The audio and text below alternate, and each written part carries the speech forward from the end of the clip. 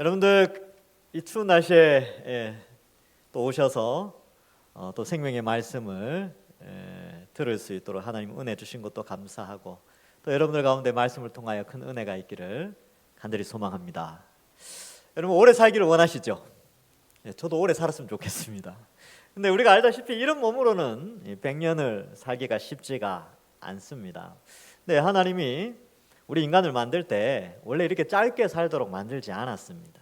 그래서 노아 홍수 전에는 거의 한 1000년 정도 수명을 주셨고, 그것도 사실은 1000년 이상을 살아야 되는데 죄가 이 땅에 들어와서 범죄함으로 사망이 인류에게 내려졌고, 그로 말미암아 이 초창기에는 한 1000년 정도 살다가 노아 홍수 후에 이제 수명이 줄어들어서 이 지금의 수명으로 된 것이죠. 그러면 하나님 입장에서 또 사람 입장에서 사람이 원래의 창조 목적대로 회복되는 것, 그것도 하나님이 기뻐하시고 우리 인간도 기쁨의 일이죠. 그래서 성경 전체 창세기에서 요한계시록까지에 있어서 인간에게 있어서 구원이란 주제를 가지고 왔을 때 항상 빠지지 않는 것이 영원히 사는 것. 그래서 우리에게 있어서 구원은 영원히 사는 것입니다. 그런데 예전에는 이렇게 생각했죠. 저기 어디 멀리 이 땅, 이 지구가 아니라 어디 이제 하나님이 따로 마련해 놓은 어떤 장소에서 영원히 사는 것을 천국이라고 많이 생각합니다. 그래서 이제 뭐 타 종교나 이런 데서는 다 그렇게 생각을 하지요. 그러나 하나님께서는 보시기에 심히 좋았어요. 이 지구와 우주, 만물, 창조된 피조물이 보시기에 심히 좋았습니다.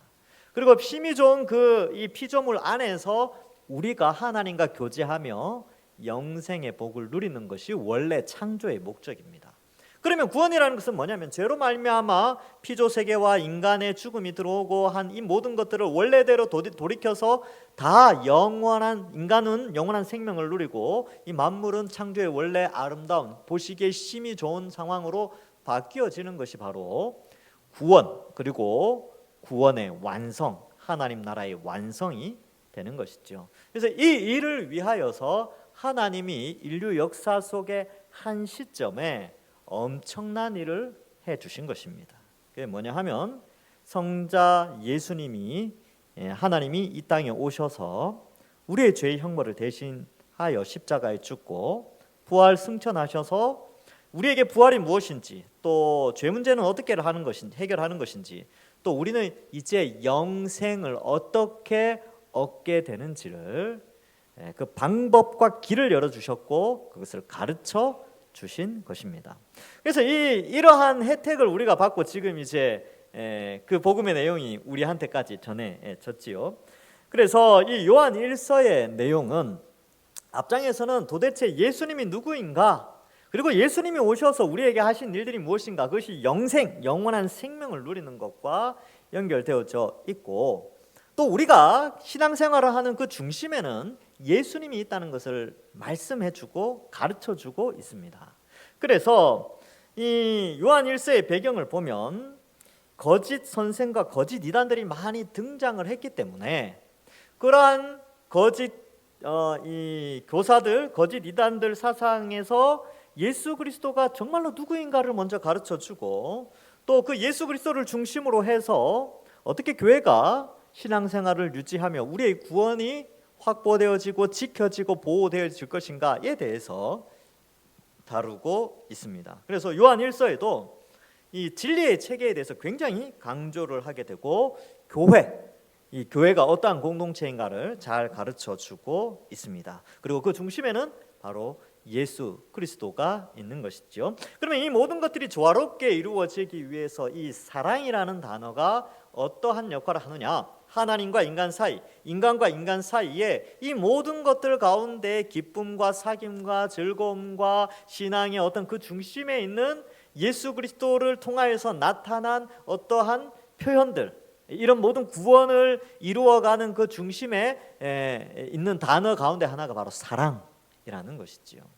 그래서 이 요한 1서를 살피면서 우리는 우리의 구원을 점검해 보고요, 그 다음에 이 시대의 악한 영을 통하여 나타나고 있는 거짓 이론들에 대해서 함께 생각해보고, 다음으로 우리에게 정말로 예수님 믿고 나서 하늘의 축복을 미리 맛보는 그 사랑이 어떻게 자리 잡고 있는가를 이 금요 기도회 시간에 우리가 함께 살펴보도록 하겠습니다. 자, 이 1절부터 4절까지는 보통은 이제 서신서에서 발신자, 수신자를 이렇게 이야기하는데 곧바로 이제 예수 그리스도의 존재 자체를 밝히면서 서신을 시작합니다. 그래서 이 1절에 보시면 태초부터 있는 생명의 말씀에 관하여는 굉장히 좀 추상적이죠. 생명의 말씀, 이게 좀 말씀이라는 것은 이렇게 언어 혹은 전달되어지는 메시지 이런 건데, 이 메시지가 생명의 말씀, 생명을 주는 어떤 메시지가 들려졌다. 이거는 이제 이해가 되죠. 여러분, 말씀은 들려지는 거잖아요. 언어니까 언어, 메시지가 있죠. 이거는 글을 알고 모르고의 문제가 아니라 어떤 메시지가 들려진다는 것, 아니면 어떤 그림이나 상징을 통하여서 메시지가 전달되어진다는 것은 눈으로 볼 수도 있고 들을 수 있는 그런 것이죠. 그런데 이 생명의 말씀은 눈으로 보고 손으로 만질 수 있는 실제적인 실체로 왔다는 거죠. 언어는 만질 수는 없어요. 언어. 지금 제가 이제 말을 하지만 제가 이 한 말을 여러분이 손으로 만질 수 있습니까? 귀로는 듣지요. 귀로는 들을 수 있지만 만질 수가 없단 말이죠. 그러면 이 1절에 나오는 내용이 굉장히 좀 추상적인데, 하나님께서 태초에 만물을 창조하실 때 말씀으로 창조하셨어요. 말씀. 거기에는 이제 이게 말씀이라는 하나님의 언어로 말미암아 모든 세계가 생겨났죠. 그것처럼 생명을 부여하는 것도 그 말씀에서 생명이 생겨났죠. 흙으로 사람을 지으셨어요. 그 코에 생기를 불어넣으실 때 말씀으로, 그냥 말씀으로 이렇게 들어가라 하면 들어가는 거예요. 근데 그 말씀의 영향력, 그 하나님의 입에서 나오는 말씀처럼 사람을 살리고 창조하고 하는 그 모든 그 말씀과 같은 역할을 하는 실체가 눈에 보이도록 와버린 거예요. 그러니까 이것은 단순히 메시지가 들려지는, 선지자를 통해서 메시지가 들려지는 정도가 아니라 하나님 자체가 이 땅에 오셔서 하나님의 말씀을 나타내신 것이죠. 그래서 이 말씀이 인격체로 나타나서 생명을 부여하게 되는데, 그 생명 대신, 생명의 말씀 대신 예수님이 태초부터 있었다, 이런 표현을 씁니다. 그러니까 세상 사람들은 예수님이 그냥 인간으로 보죠. 근데 성경은 어떻게 우리에게 말씀해요? 예수님은 하나님의 아들이신데 창조 전부터 성부 하나님과 함께 계셨던 성자 하나님이시라는 것을 말씀해 주고 있습니다. 그래서 태초부터 있었다라는 것을 말해 줍니다. 그래서 예수님은 창세 전에 있었어요.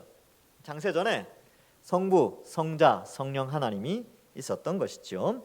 그런데 그 성자 하나님이 생명의 말씀과 같이 이 땅에 눈에 보이고 들리고 손으로 만질 수 있는 실체, 곧 성육신을 하셨다. 요한은 직접 봤으니까요, 그렇죠?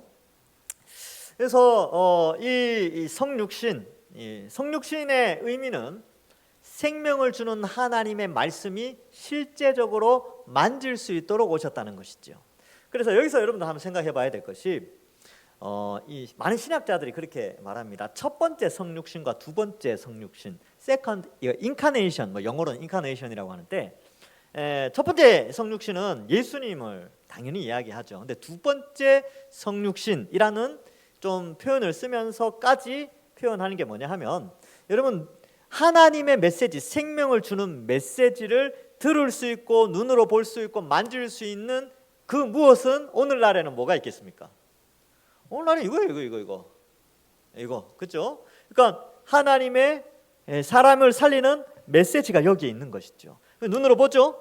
이것에 대해서 여러분 지금 귀로 듣고 있죠. 손으로 만져서 이렇게 펼쳐서 읽을 수 있잖아요. 그래서 성경책을 두 번째 성육신이다라고 표현할 정도로 이 성경에 대해 강조점을 하는 신학자들도 있습니다. 자, 그래서 이 예수님에 대해서 바로 그렇게 설명을 하고, 앞에서는 생명의 말씀이다라고 표현을 하고, 또 2절에서는 생명이라는 것을 강조합니다. 왜요? 왜 그러냐 하면, 우리가 죽어 있었기 때문에 그렇습니다. 이 에베소서 2장 1절에 보면 그는 허물과 죄로 죽었던 너희를 살리셨도다라고 표현하고 있습니다. 그러니까 우리가 원래 예수님 믿기 전에 이미 죽은 자라는 거예요. 이미 죽었는데 그냥 움직이고 다닌 것이죠. 그러니까 이거는 하나님이 보실 때 그렇다는 거예요. 하나님이 보실 때 아유 이 100년짜리 인생, 근데 예수님 안 믿으니까 하나님 나라의 백성이 안 되면 죽은 것과 같다라고 여기신다는 거죠. 그런데 우리에게 생명이 되신 분이 나타나셨어요. 예수님이 나타나신 것이죠. 생명이 나타나신 바 된지라. 자, 그러면 한번 보세요. 요한의 입장에서는 요한이 살아오면서 모든 사람들은 어떻습니까? 모든 사람들은 태어났지만 죽죠. 요한의 경험상 그래요. 그런데 요한이 살아온 경험 가운데에서 영원히 죽지 않는 사람을 본 거예요. 근데 그분은 하나님이신데 인간의 모양으로, 사람의 모양으로 있다는 것이었고, 그가 영원히 사는 것이 무엇인지, 어떻게 영원히 사는 것인지 나타내 보여주셨습니다. 어떻게 해요? 예수님이 이 땅에 인간으로 오셨지만 십자가에 달려 죽으셨죠. 그건 자연스러운 인간의 삶인데 어떻게 됩니까? 3일 만에 부활하시잖아요. 부활해서 다시 죽은 것이 아니고, 뭐 나사로나 나인성 과부의 뭐 아들이나 뭐 야이로의 딸이나 이 사람들처럼 살아났다가 다시 죽은 자가 아니에요. 예수님은 살아나셔서 부활체로 영원히 사시는 거죠. 그래서 하나님 우편으로 승천하는 것까지 다 봤단 말이죠. 그렇다면 죽음에 이르러서 인간의 삶의 한 사리가 죽음으로 끝나는데, 죽음으로 끝나지 않고 생명을 전달하는 방식을 보여주신 분이 있다는 것이죠. 어떻게 하면 영생을 얻는지 예수님을 통해서 보여줬는데, 요한이 그러한 의미에서 예수님을 생명이다라고 표현하는 거예요. 예수님 믿지 않는 자들은 죽음이죠. 그러나 예수님 믿는 자들 혹은 예수님께 소속된 자, 예수 그리스도와 연합된 자들은 바로 이 생명을 소유하게 됩니다. 그래서 예수님을 생명이다라고 추상적으로 표현합니다. 그래서 요한복음도 그렇고요, 요한 1, 2, 3서도 그런데 요한계시록도 마찬가지죠. 요한은 바울과 조금 다르게 상당히 상징적이고 추상적인 용어들을 통하여 진리를 많이 설명해내는 그런 스타일이에요. 그래서 이러한 이 서신들을 보면서 그가 이 사도 요한을 통해서 하나님이 표현하고자 했던 하나님 나라의 풍성함, 예수님에 대한 그 이제 풍성한 묘사들, 그리고 이 복음의 그 풍성한 깊이를 우리도 함께 알아가면 되는 것이죠. 그래서 생명, 예수님을 생명의 말씀 그리고 생명이다라고 표현하면서 우리는 죽었던 자인데 예수님을 통하여 이 생명을 얻게 되었고, 그 생명이라는 것은 지금 예수님이 부활하여 하나님 우편에 앉아 계신 것 같은 그런 생명, 부활을 통하여 얻게 되는 영원한 생명을 설명합니다. 그래서 우리가 그것을 소유하게 되었다라는 것이죠. 자, 그런데 여기 나타나신 바라고 표현되어져 있습니다. 이 단어가 2절에 두 번이나 반복되는데요. 이 단어는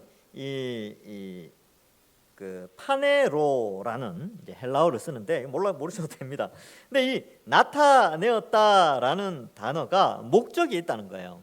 지금 여기에서는 생명이 나타내신 바 된지라, 이 영원한 생명을 우리가 보았고, 아까 이제 요한이 본 것을 다 이야기하죠. 너에게 전하는데 이는 아버지와 함께 계시다가 우리에게 나타내신 바 된 이시니라. 그래서 이 여기에서 나타내신 바는 하나님이 뭘 나타내시냐, 예수님이 이 땅에 오심으로 영원한 생명이 무엇인지 나타내 보여주신 것이지요.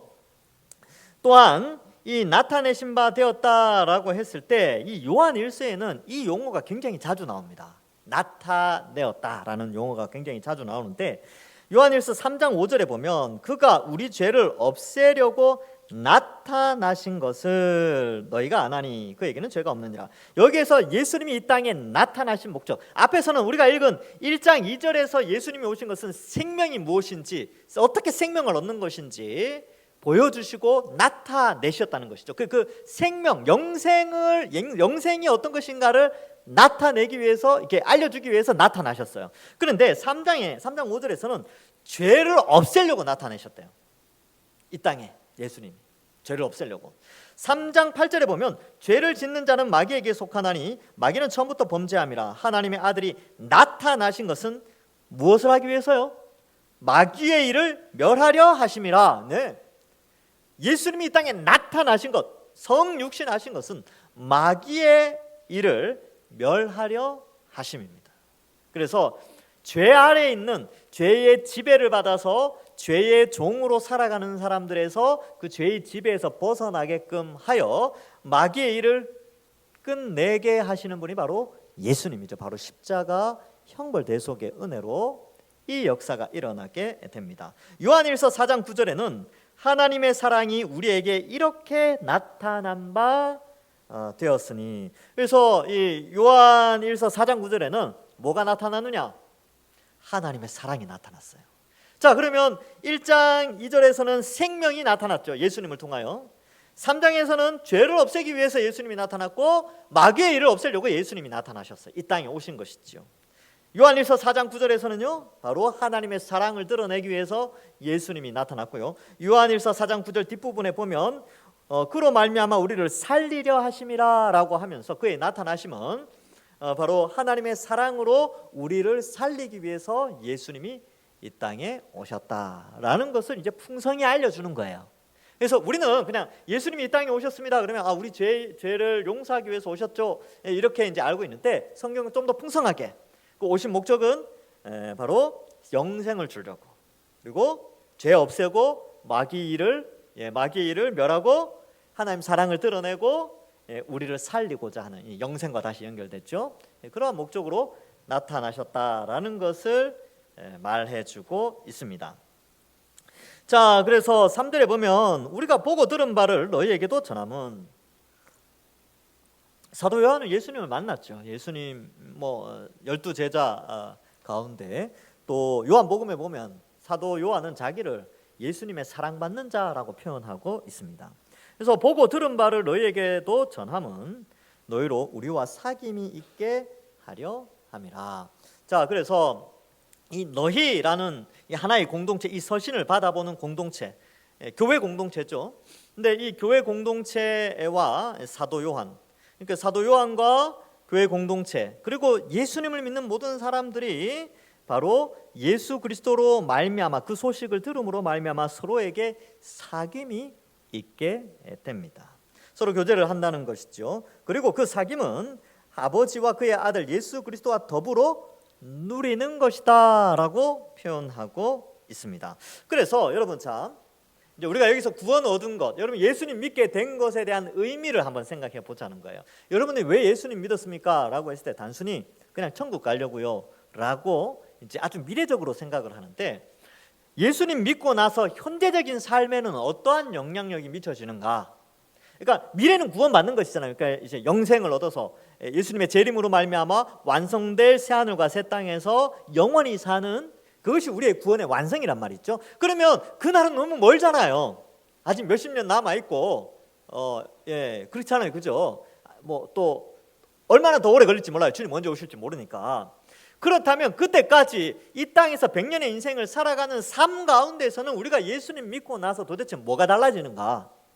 여러분들이 지금 예수님 믿고 나서 여기까지 신앙생활 해오면서 뭐가 달라졌습니까? 라고 했을 때 바로 사귐, 이것이 등장하게 됩니다. 이 사귐은 바로 예수님을 믿는 사람 사이에서의 사귐과 하나님과 우리 사이의 사귐, 이걸 이제 화목, 바울은 화목이라는 표현을 쓰는데 여기에서는 사귐을 말해주고 있습니다. 그래서 예수 그리스도를 믿어서 생명을 얻고 죄 사함을 받아 마귀에게 순종하지 않고 성령의 순종함을 따라 이 하나님의 영광을 쫓아가는 사람들의 특징은 서로 사귐이 있다는 거예요. 무엇을 바탕으로 하냐면 사랑 안에서 사귐이 있는 거예요. 그래서 여러분, 이 사귐이라고 했을 때 이 아버지 하나님과 예수 그리스도 교회 공동체, 이 상호가 서로 사귐이 있는데 이것을 마치 가족과 같은 거예요. 가족. 여러분, 형제 자매들 간에 요즘이야 하나 낳으니까 형제 자매 개념이 좀 약하긴 한데 둘 이상 이렇게 있으면요, 이 사귐이라는 것이 가정의 행복을 이루는 굉장히 중요한 요소입니다. 명절을 지낼 때 어땠습니까? 흩어져 있던 형제 자매들이 명절날 모여서 사귐 이야기하고 나누고 하면 어떻습니까? 행복하죠. 부모님들은 어때요? 부모님들도 행복하죠. 자녀들이 와가지고 이야기 나누고 막 하하호호 하고 그러면 얼마나 부모님도 기쁩니까? 마찬가지로 하나님이 죄 아래 우리 영원히 죽었던 우리를 예수님의 그 십자가 은혜로 우리를 구원해 주셔서 우리 한 사람하고 하나님과 친분을 강조하는 것도 있지만 우리가 한 형제 자매로서 서로 사귐이 있도록 하신 것이죠. 그렇게 사귐이 있는 가운데 하나님의 영광이 드러나고 하나님 기쁨이 넘쳐나게 됩니다.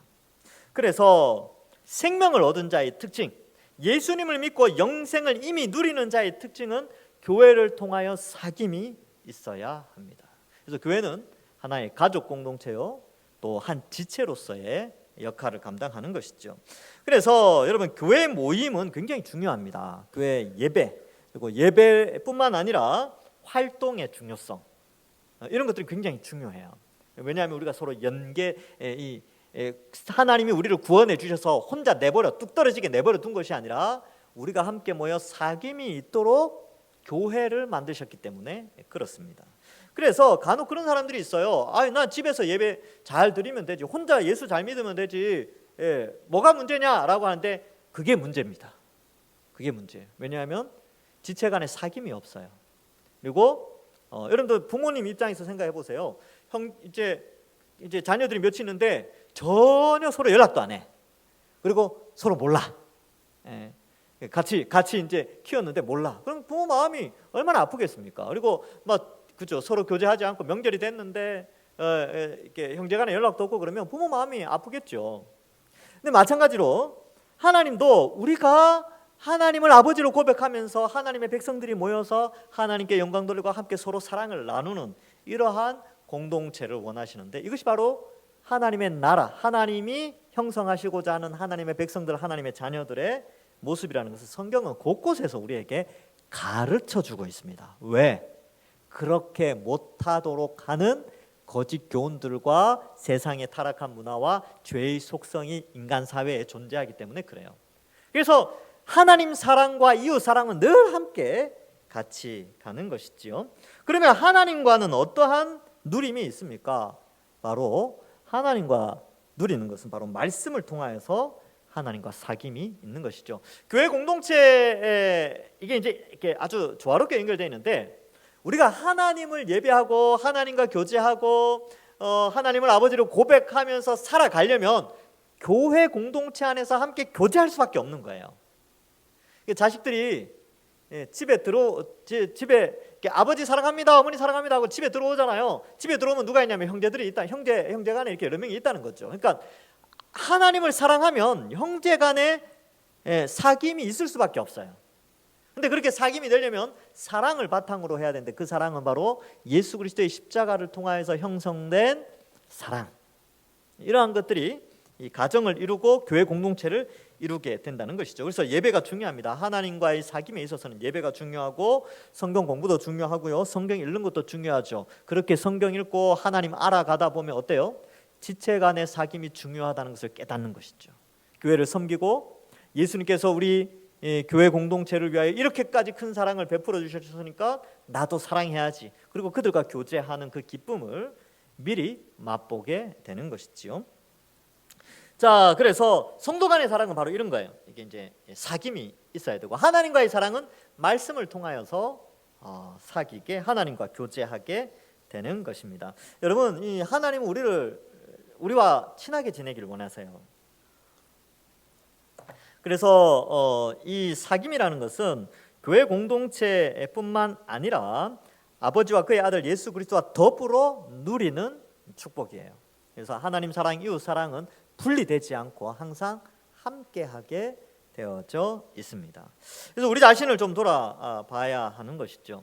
우리가 이웃을 사랑하는 것도 굉장히 중요하고요, 하나님 사랑하는 것도 굉장히 중요합니다. 근데 하나님 사랑하는 것은 바로 생명의 말씀 대신 예수 그리스도를 깊이 알아가는 것이고, 그 예수 그리스도를 알아가는 그 수단이 뭐냐 하면 말씀이죠. 그래서 그 말씀을 생명의 말씀이라고 표현을 하고, 그 말씀을 알아가고 말씀을 배워가는 것이 하나님과 우리 사이의 사귐의 어떤 수단이, 또 하나의 방법이 된다는 것은, 물론 기도도 있지만 그렇게 하나님과 우리 사이의 사귐의 통로가 바로 이 말씀을 알아가는 것이다 라는 것입니다.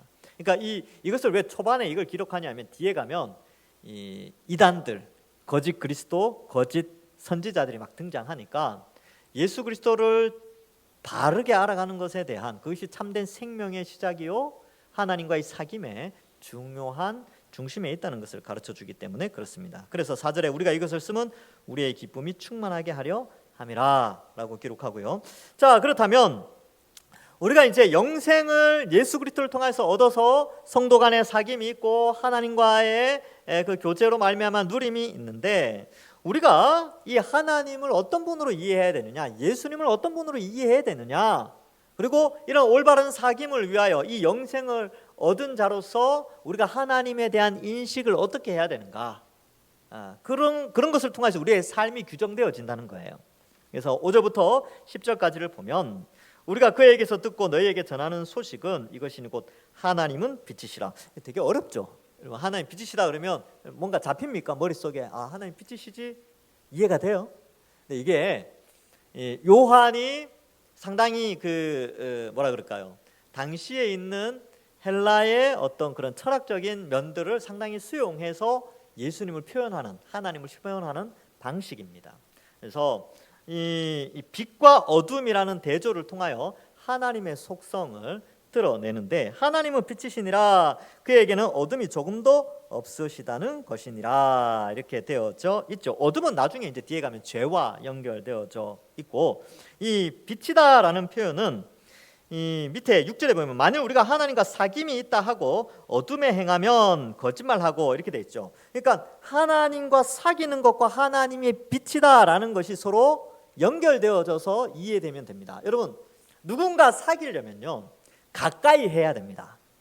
멀리 있는데 사귈 수 있습니까?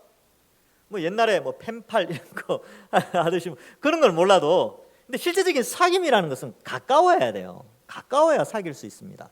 친구도요 멀리 있으면 사귀기 힘들어요. 가까이 있어야 이 사귐이라는 게 있는데, 이 가까이에서 사귀려면 어두운 데서는 사귈 수가 없죠. 어둠의 자식들도 아니고 우리가, 그죠? 빛 가운데서 사귀어야 되는. 그러니까 여러분들, 우리가 서로 이 밤에 교제하려면 어떻게 됩니까? 밝은 데서 서로 보면서 이야기하고 교제하는 것이죠. 그런 개념에서 하나님은 빛이시라, 빛 가운데서 하나님과 빛이신 하나님께 다가갈 때에 참된 사귐이라는 것이 있습니다. 하나님과 사귐이 있다고 어둠에 행하면 거짓말하고 진리를 행하지 아니함이거니와. 자, 빛과 어둠이 있어요. 그런데 이 어둠이라는 것은 죄와 관련되어 있는데, 이 죄에 머물러 있으면서 빛이신 하나님과 사귄다, 이 불가능하다는 거예요. 그리고 군대에 있는 형제가 있는데, 그 형제가 평소에 우리 뭐 이제 바깥에 있는 사람들과 교제할 수 있습니까? 못해요. 못한다니까요. 왜? 공간이 떨어져 있잖아요. 공간 자체가. 그러니까 빛이라는 공간과 어둠이라는 공간이 있는데, 이 어둠에 있는 사람이 빛에 있는 어떤 존재와 사귀려면요 빛으로 나와야 돼요. 그렇죠? 그래서 이런 개념을, 이 공간적인 개념을 좀 생각하면서 우리가 어둠에 있으면 빛 대신 하나님과 사귈 수가 없다는 거예요. 그러면 여기서 이제 약간 비유적으로 좀 어렵게 설명하면, 그러면 하나님과 사귀려면 어떻게 됩니까?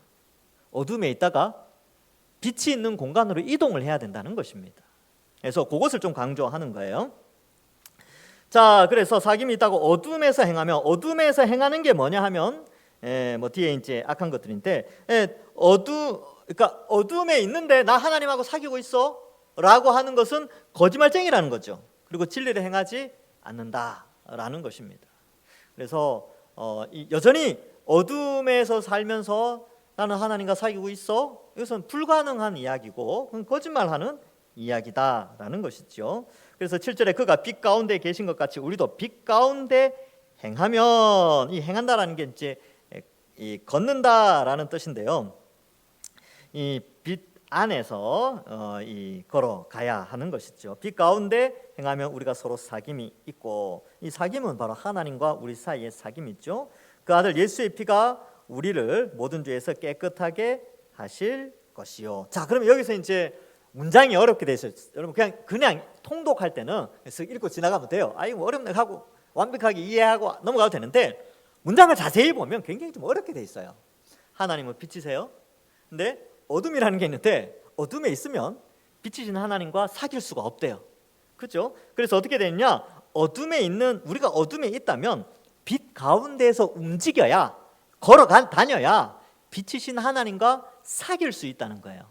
그러면 지금 위에 1절부터 4절에서 이제 하나님과 우리가 사귀고 우리와 우리 사이에 사귐이 있다라고 하는 것이 생명을 얻은 자의 특징이라고 했어요. 그렇죠? 우리가 구원받은 자의 특징이 서로 사귀는 것과 하나님과 사귀는 것이 구원받은 자의 특징이에요. 그러면 우리가 구원받았다면 이 어둠에 있는 것이 아니라 늘 빛 가운데서 하나님과 사귀어야 되는 것이 생명을 얻은 자의 모습입니다. 그래서 하나님과 가까이 하고 성도들과 가까이 하는 것이 구원받은 자의 전형적인 모습인 것이지요.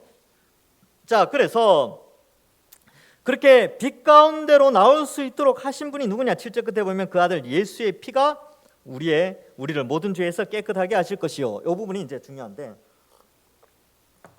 자, 빛과 어둠은 어울릴 수가 없죠. 그러면 어둠의 문제를 해결해야 돼요. 근데 이 어둠의 문제를 어떻게 해결하느냐라고 했을 때 7절의 답은 예수 그리스도의 피라고 표현을 한다는 것이죠. 요한은 사고 체계가 상당히 좀 복잡합니다. 그러니까 이제 이런 것들 통해 어떻게 보면 이제 복음을 상당히 풍성히 알려주려고 하는 건데, 자, 그러면 어둠에서 빛으로 갈 때에 요 역할을 하는 것이 뭐냐 하면 예수 그리스도의 피가 우리가 하나님과 사귐이 있도록 하는데, 십자가에서 베풀어 주신 그 의미, 십자가의 의미를 바르게 깨달을 때 모든 죄에서 깨끗하게 한다라는 것이죠. 자, 그러면 이제 이걸 좀 생각해 봅시다. 자, 우리가 어둠에 있었어요. 어둠에 껌껌한 데 있으면 껌껌하기 때문에 이제 뭐 묻은 거 잘 몰라요. 불 다 꺼버리면 여러분들이 뭘 입었는지, 얼굴에 뭐가 묻었는지 전혀 볼 수가 없죠. 근데 불을 딱 켜면 무슨 색깔의 옷을 입었는지, 얼굴에 뭐가 묻었는지 알 수 있단 말이죠. 이게 무슨 말이냐면 하나님과 사귈 때는 깨끗한 어둠에 있을 때 회개해서 오는 것이 아니고 죄 있는 상태, 그 상태에서 빛 가운데로 와야 돼요. 그러면 뭘 볼 수 있냐면 죄라는 게 눈에 보인다는 거예요. 죄. 그러니까 이 예수 그리스도를 통하여서 빛 가운데로, 하나님 가운데로 딱 인도되어지니까, 이게 머리에 그 그림을 한번 그려보세요. 어둠에 있었는데 예수님의 피로 말미암아, 예수님의 사랑으로 우리를 그 어둠에서 빛으로 인도해 주셨어요. 빛으로 인도해 줘서 보니까 내가 이 어둠에 있을 때는 죄나 이런 것들을 발견할 수 없었는데 빛에 나와 보니까 이 더러운 것들이 막 드러나는 거예요. 막 얼굴에 뭐가 묻었고, 막 손이 막 더럽고, 막 그런 거죠. 그러면 더러움이 발견된 사람은 본성상 어떻게 됩니까? 더러움 없애려고 하겠죠. 씻기도 하고. 바로 그것이 회개라는 거죠. 그러니까 빛 가운데로 올 때에 깨끗하게 하나님이 해주신다는 거예요. 깨끗하게.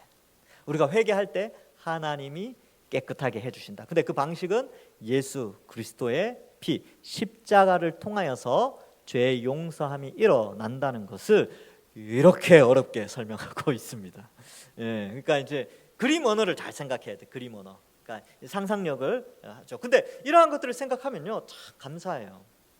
어둠에 내가 있었는데, 어둠에서 죄가 죄인지도 모르고 그 어둠에 있다가 비참하게 죽죠. 근데 빛으로 나와 보니까 더러움을 발견하는데 그걸 씻어주세요. 그리고 하나님과 사귐이 있게 해준다는 거예요. 얼마나 감사합니까? 그러니까 우리의 구원이 바로 그렇게 너무나 값진 것이다 라는 것을 우리에게 가르쳐 주고 있습니다. 그래서 8절에 가보면 만일 우리가 죄가 없다고 말하면 스스로 속이고 또 진리가 우리 속에 있지 아니할 것이요. 죄가 없다고 하거나 죄를 짓지 않았다고 하는 것은 그 사람은 지금 현재 하나님과 사귐이 없다는 것을 증명하는 거예요. 이게 뭐냐면 회개하지 않고 예수님 믿지 않은 사람들은 자기가 죄를 지었다라는 걸 잘 몰라요. 제가 큰 죄를, 내가 지옥 갈 만큼 큰 죄를 지었다라고 생각 안 합니다. 보통 사람들은. 여러분 불신자들하고 한번 이야기해 보세요. 이제 저 같은 경우는 이제 목회자라서 불신자를 만날 기회가 그렇게 많지는 않죠. 근데 가끔 가다가 이게 만나서 이제 이야기를 해보잖아요. 그러면 예수님은 안 믿는데 불신자인데 자기는 천국 갈 가능성이 높다고 생각해요. 왜냐하면 그렇게 나쁜 짓을 했다고 생각 안 한다는 거예요. 예. 왜 그러냐면요, 어둠 속에 있기 때문에 자기 어둠을 볼 수 없어서 그렇습니다. 빛 가운데로 오면 이제 알게 되는 것이죠. 예, 죄를 짓지 않았다고 하는 것은요, 하나님과의 사귐이 없다는 것을 나타내고 빛에 비추어지지 않았다는 것을 나타내고 있습니다. 그러니까 자기 죄를 모르는 거죠. 자, 그래서 어두운 가운데 있으면 죄를 발견할 수가 없어. 왜? 빛 가운데 있지 않으니까. 그래서 이 어두운 가운데 있으면 빛 가운데 있다고 하는 것도 거짓말이 됩니다. 그러니까 죄가 없다고 하는 것도 거짓말이고요. 죄가 없다고 말하면서 나는 그래도 빛 가운데 있어라고 하는 것도 잘못된 것이죠. 그래서 우리는 어떻게 하냐면요, 우리 인간 존재 자체는 죄가 있어요. 나면서부터 죄를 가지고 태어났죠. 원죄라고 하고요. 그 태어나서 죄를 짓죠. 이걸 자범죄라고 하는데 우리는 그 죄 자체를 가지고 빛으로 들어가게 됩니다. 죄를 없애서 빛으로 들어가는 것이 아니라 하나님은 죄된 상태에서 우리를 부르세요. 부르셔서 성령 하나님 우리에게 주시고 예수 그리스도의 십자가를 통하여 빛으로 인도하여 죄를 보게 하여 회개케 하십니다. 그래서 택하신 부르심, 소명, 성령을 부어주심, 중생, 그리고 복음을 통하여서 빛을 발견하여 죄를 보게 하니까 회개, 그리고 믿음, 예수 그리스도를 믿음, 그 믿음으로 말미암아 칭의가 일어나게 되죠. 그래서 의롭게 되어졌으니까 양자로 하나님의 아들로 받아들여지는 것이죠. 그리고 성화의 삶을 살고 또 성도의 견인, 그러니까 하나님의 보호하심을 받아 영화에 이르게 됩니다.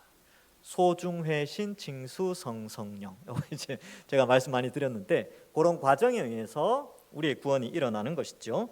자, 그래서 이 죄를 가지고 빛 가운데 들어갈 때에 회개가 일어나는 것입니다.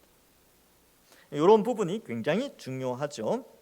그래서 9절에 만일 우리가 우리 죄를 자백하면 그는 미쁘시고, 그러니까 이 빛이 비추어지니까 어때요? 죄를 자백할 수 있는 거예요.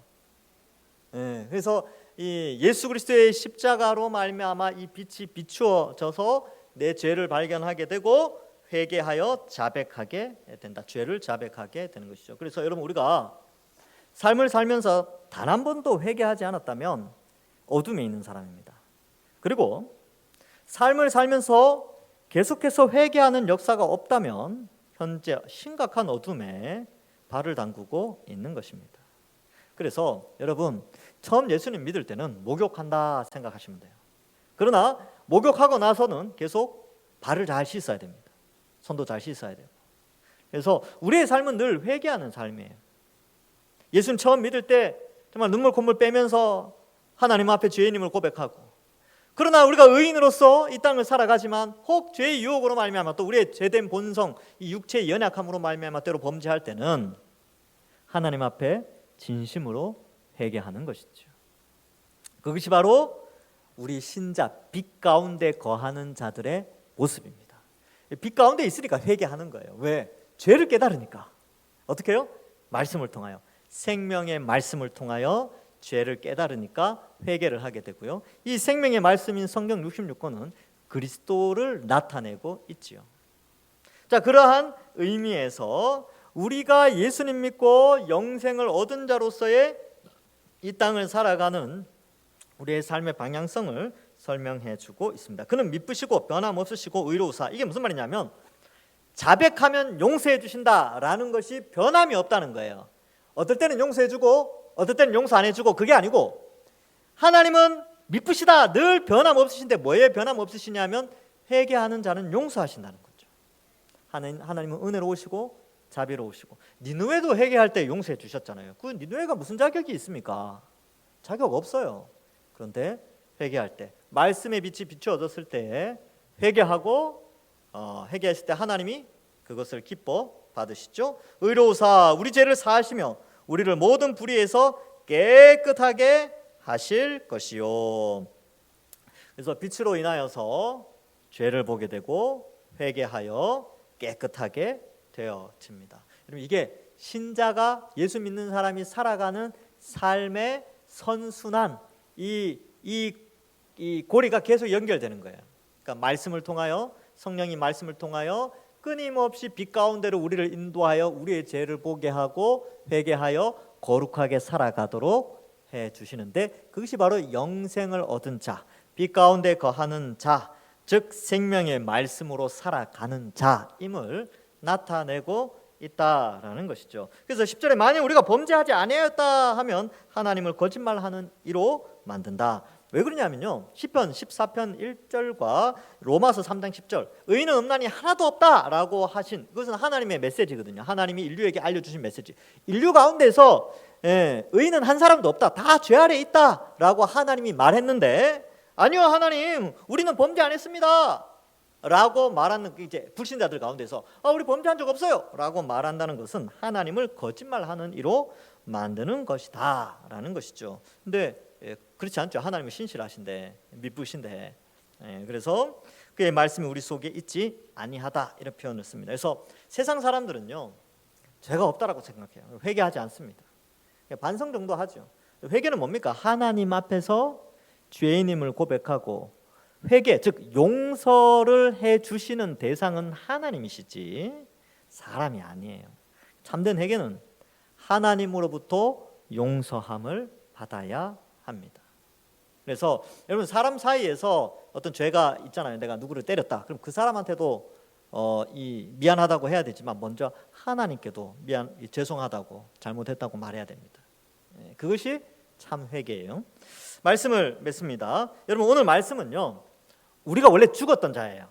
그런데 영원히 사는 영생을 우리에게 선물로 주신데 그걸 구원이라고 하는데, 그 구원이 영원한 생명을 얻는 것이고, 그것은 바로 예수 그리스도의 십자가의 피로 가능하도록 하나님이 은혜를 주셨습니다. 그래서 예수님을 믿고 이 구원을 받은 사람은 영생을 누리게 되는데, 그 영생을 누리는 자는 하나님과 교제함이 있다는 거예요. 성도들 간의 교제함과 하나님과의 교제가 있는데, 하나님과 교제한다는 것은 빛 안에서 행한다는 것을 의미합니다. 근데 빛 안에서 행하니까 어떻게 되냐면 죄가 자꾸 눈에 들어온다는 거예요. 그래서 회개하면서 빛 가운데 거하는 자가 참된 영생을 누리는 자다라는 것을 가르쳐주고 있습니다. 근데 그게 가능하도록 하신 것이 예수님의 십자가 사건이죠. 그래서 여러분, 오늘 이 밤에 우리 기도하실 때에, 여러분 오늘 이 시간까지 올라오면서 여러분 혹시 범죄한 것 있죠? 생각으로나 말로나 그리고 행위로나 범죄한 것 있다면 하나님께 회개하시면 됩니다. 하나님은 용서를 구하는 자를 용서하세요. 하나님은 신실하시기 때문에. 그래서 회개하시고, 또 빛 가운데 거하는 자로서 늘 거룩하게 살 수 있도록 그러한 믿음을 달라고 우리는 기도해야 합니다. 오늘날 많은 그리스도인들이 이 부분을 놓치기 때문에 전도하는 것도 참 힘들어요. 이렇게 그런 거 있잖아요. 어떤 연예인이 그랬다잖아요. 그래서 자기랑 아주 친분이 있는 어떤 사람이 15년 동안 같이 사귀었는데, 그 사람이 그랬다잖아요. 이제 나는 당신 때문에 예수 안 믿는다고. 그러니까 빛 가운데 가면서 빛의 삶을 살아야 되는데 15년 동안 불신자가 지켜보니까 나는 당신 때문에 예수 안 믿는다, 이런 말 나오지 않도록 해야 됩니다.